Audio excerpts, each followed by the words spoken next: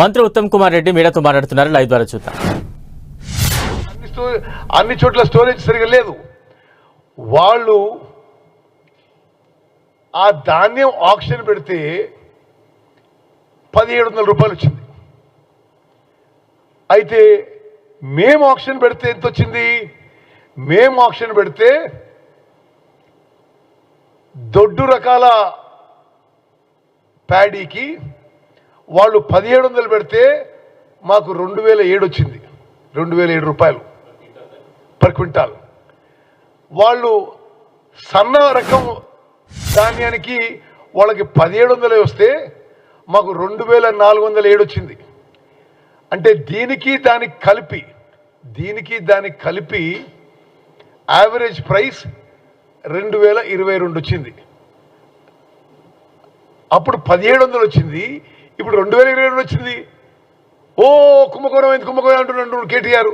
అరే నీ టైంలో నువ్వు అంటే అప్పటికిప్పటికీ ప్రభుత్వానికి వచ్చే ఎడిషనల్ ఇన్కమ్ 1110 కోట్లు, 1110 crores additional income generated in open auction. మరి అసలు వాళ్ళు మాట్లాడేది ఏంటిది? ఓ దీంట్లో ఇదైంది అంటే, దీంట్లో ఇదైందంటే 1700కి ఏం కావాల్సి ఉండే? 1700కి ఏం కావాల్సి ఉండే? భారతదేశంలో జరిగిన ఏ ఆక్షన్లో కూడా ఇంత రేటు రాలేదు. మేము దాన్ని ముందుకు తీసుకుపోతున్నాం. ఒక పెద్ద మనిషి అంటాడు, ఎవరు ఆయనకట 216 రూపాయలకి ఏదో అగ్రిమెంట్ అయిందట.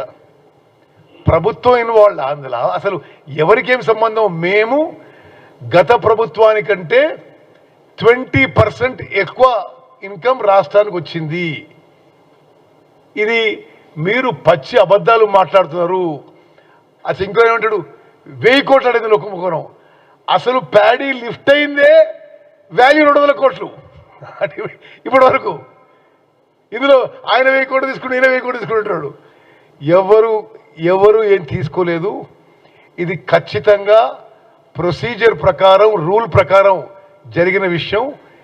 ఈ రాష్ట్ర ప్రభుత్వం సివిల్ సప్లైస్ విషయంలో మరి పూర్తిగా పారదర్శకంగా మేము వ్యవహరిస్తున్నామని చెప్పి నేను మనవి చేస్తున్నా. అదేవిధంగా అంటే ఉదాహరణకి ఎన్ని విషయాల్లో అబద్ధాలు చెప్పినో చెప్తా మీకు. ఇలా పొద్దున కేటీఆర్ గారు కేంద్రీయ బండారు బ్లాక్ లిస్ట్ అయింది, మీరు ఎట్లా చిన్ను అంటారు.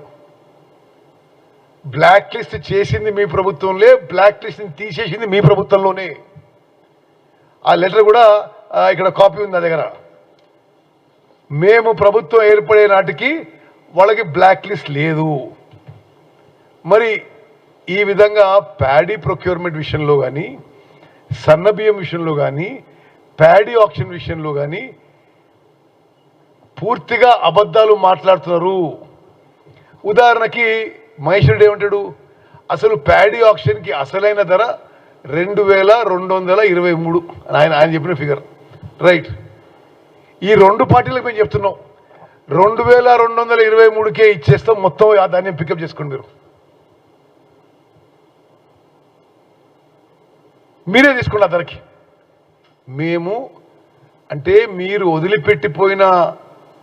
వదిలిపెట్టిపోయిన ప్రాబ్లమ్స్ అన్నీ తీరుస్తూ, ఈ సెక్టర్లో కొంత రిఫార్మ్స్ తీసుకొస్తూ, ఈ సెక్టర్లో కొంత క్లీనప్ చేసే ప్రయత్నం చేస్తే మరి నా మీద వ్యక్తిగత అక్కసో, లేకపోతే ఒక ఆయనకి వాళ్ళ పార్టీలో చాలా ఓవర్ స్పీడ్గా ముందుకు పోవాలని ఉందో మరి అవన్నీ నాకు తెలియదు. కానీ వాళ్ళు మాట్లాడే మాటలు మాత్రం పూర్తిగా సత్యదూరమైన విషయాలు, కంప్లీట్ లైస్. ఈ విషయంలో మీరు ఏమన్నా ఇంకా అడగదలుచుకుంటే చెప్పండి.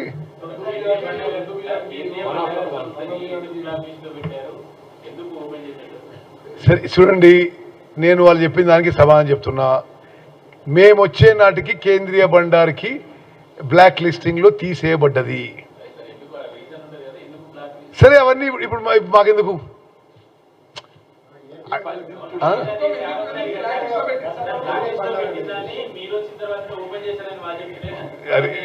అరే నేను చెప్పిన లెటర్ ఇస్తా ఉంటాను కదా మీకు.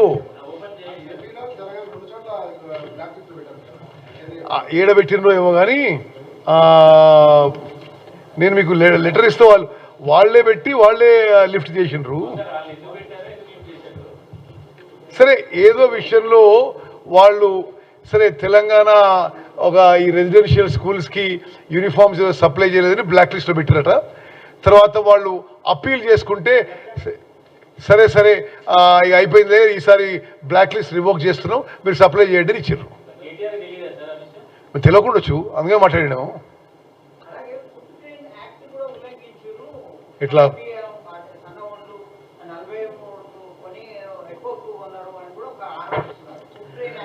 బ్రదర్, సన్న బియ్యం ఒక్క గింజ కొనలేదు, ఒక్క రూపాయి ఖర్చు పెట్టలేదు.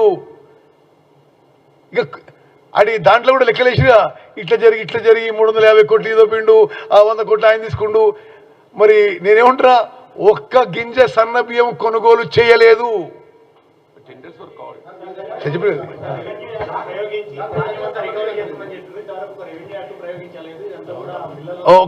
ఓకే గతంలో ఎప్పుడూ లేని విధంగా మేజర్ మిల్లర్స్ ఎవరైతే డిఫాల్టర్లు ఉన్నారో